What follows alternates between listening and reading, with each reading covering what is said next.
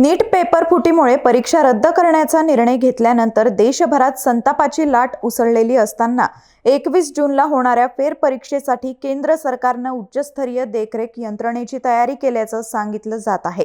या संदर्भात संरक्षण मंत्री राजनाथ सिंग यांच्या निवासस्थानी गुरुवारी महत्त्वाची बैठक घेण्यात आली।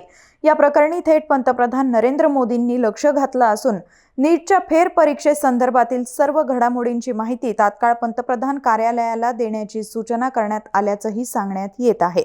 संरक्षण मंत्री राजनाथ सिंग यांच्या उपस्थितीत झालेल्या बैठकीत केंद्रीय शिक्षण मंत्री धर्मेंद्र प्रधान, राष्ट्रीय परीक्षा संस्थेचे महासंचालक अभिषेक सिंग, सीबीएसईचे प्रतिनिधी, केंद्रीय शिक्षण मंत्रालयातील वरिष्ठ अधिकाऱ्यांसह पंतप्रधान कार्यालयातील अधिकारीही सहभागी झाले होते।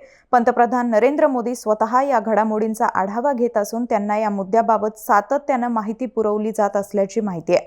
तसंच प्रश्नपत्रिका देशभर पोहोचवण्यासाठी यावेळी टपाल विभागाऐवजी हवाई दलाची मदत घेतली जाणार आहे।